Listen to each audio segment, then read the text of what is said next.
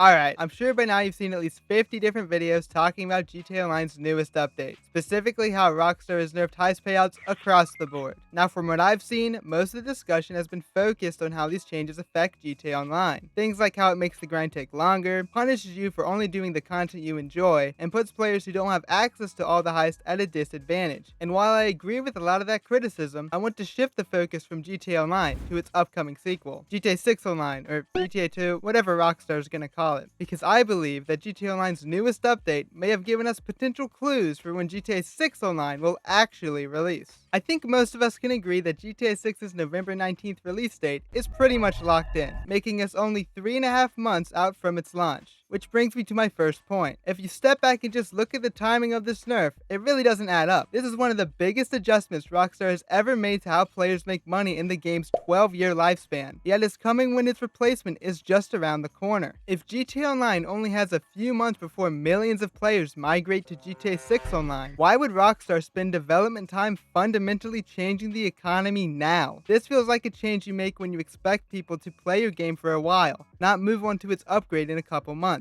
Which leads me to believe that GTA 6 Online may not be as close as we expected. Now I know that historically, Rockstar has released the online modes for their games only a few weeks to a month after their story modes come out. But if Rockstar has shown us anything with the way they've handled GTA 6 so far, it's that what they've done in the past means absolutely nothing. For instance, remember when everyone was convinced that GTA 6 wouldn't be delayed again because Rockstar had never delayed a game that had an official release date? GTA 6 is 100% confirmed for May 26th, which is great. Well, it got delayed anyway. Or what about the countless videos of people trying to predict when Trailer 3 would release, based on GTA 5's and RDR2's marketing campaigns? Well, those dates came and went. My point is that we're in uncharted territory, and assuming that Rockstar will do what they've done in the past has been proven to be a flawed mindset. So let's at least entertain the idea that GTA 6 Online could be coming out later than previous titles, because there are a few reasons as to why Rockstar may want to do this. Reason number 1, the holidays. Now some of you guys may have heard this one before, but problems could arise from launching GTA 6 within the usual 1-month window, because that would put one of the biggest online launches in gaming history right in the middle of the holiday season. At first this may sound perfect for Rockstar, but this isn't as ideal as it may seem. Rockstar would likely want a large portion of the team on standby ready to patch any day 1 bugs, but the holidays make that goal much harder to achieve. Many developers will understandably be taking off around this time, leaving Rockstar with fewer people to fix major issues. Now of course Rockstar could still release GTA 6 Online during this period. Not every single employee would be off, and I'm sure they could incentivize people with overtime pay or something to keep developers on standby, but they would still be launching one of the largest online games ever when their company is not operating at full capacity, which is a risk I doubt Rockstar is willing to take. GTA 6 Online isn't just another game for Rockstar. This is supposed to be their next billion-dollar machine meant to print them money for the next decade, so I doubt they want people's first impressions to be crowded with bugs and server issues. So the idea that Rockstar may push back GTA Online a month or two to avoid the conflicts imposed by the holiday season doesn't seem too far-fetched.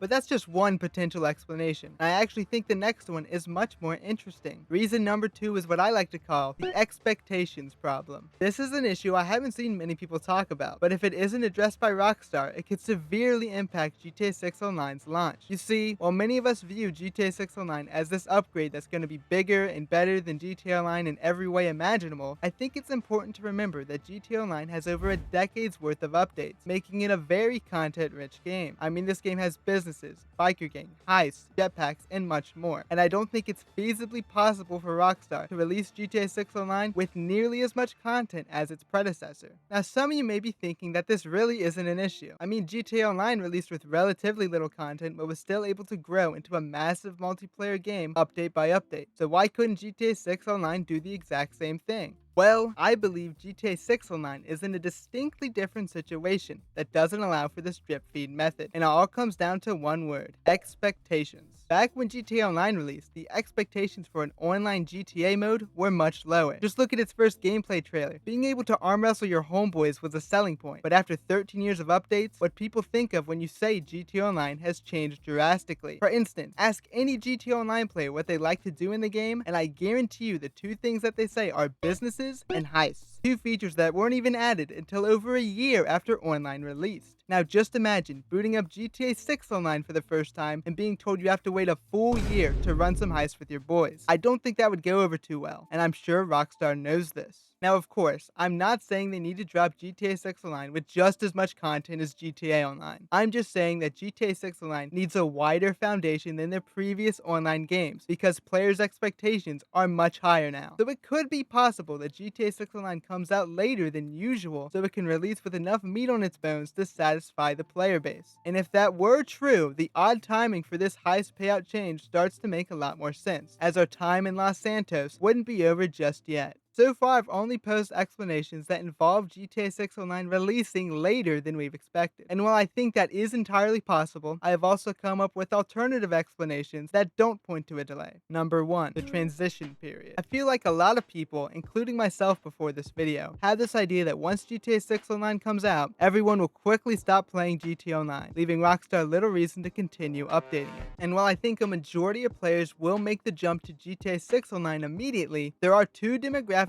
who will not be joining us in Vice City so soon that Rockstar could still stand to profit from. The first being PC players. Historically, Rockstar has always ported their games to PC well after they've released them on console, and based on the marketing for GTA 6, it seems this pattern will continue. I mean, if you look at either trailer, you'll see no mention of PC anywhere. This leaves a chunk of the GTA Online player base essentially stuck on GTA Online until GTA 6 releases on PC at some undetermined point in the future. But they aren't the only ones unable to play GTA 6 Online at launch. Old gen console players are right there with them, but for different reasons. I mean, there's no port coming for PS4 or Xbox One. Now, I know there's a lot of people who don't have much sympathy for the last gen console players, and they'll say something like, "You had 6 years to get a new console. Just get your money up, lil bro." But it's important to remember that this is the first console generation that has only gotten more expensive as time's gone by, thanks to the rising demand for RAM as AI companies continue to expand. I mean, the PS5 Pro is almost $1,000 now, making upgrading to current gen harder than it was in the past. Not to mention, for a lot of casual gamers, there really hasn't been much of a reason to upgrade. 2K, COD, and GTA Online have all continued to be supported on the PS4 and Xbox One, allowing them to just stick with their old consoles. But I think GTA 6 will finally give a lot of gamers a reason to upgrade their consoles, except retailers are already sounding the alarm for potential console shortages, as they fear they'll be unable to meet the overwhelming demand for consoles come November. So if you are planning on playing GTA 6 on day one and you haven't picked up a console yet, you may want to look into getting one in case things do get crazy this winter. Anyway, when you combine the rising prices with a potential console shortage, I think there's going to be plenty of GTA fans who are simply unable to get a new console before the release of GTA 6.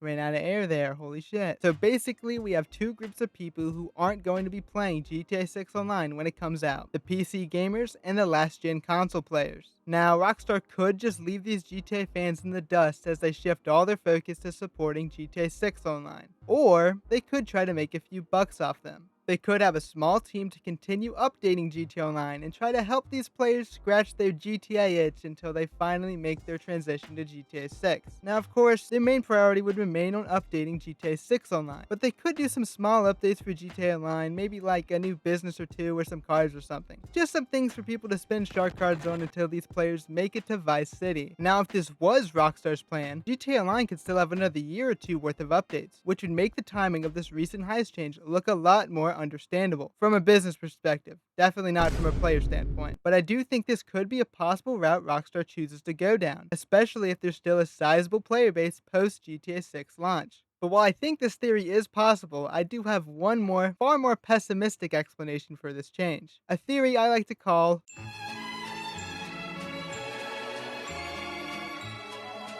really, this whole situation could be explained by the theory that Rockstar put it in place to make the grind just a little more tedious so they can wring out just a few more dollars out of the player base before abandoning the game in a couple of months. But whether you buy into this theory really hinges on how you view Rockstar as a company. I personally wouldn't put it past them. Hello, I like money. With everything laid out, I want to remind everyone that this is all just speculation, and while I do feel that the scenarios discussed in this video are possible, I am by no means saying that any of them are guaranteed to happen. For all I know, GTA 6 Online could still drop in December with a whole lot of content. I just thought it would be interesting to look at the new GTA update from a different perspective, but let me know what you all think about the situation in the comments, and if you enjoyed this video, consider liking and subscribing. Thanks for watching.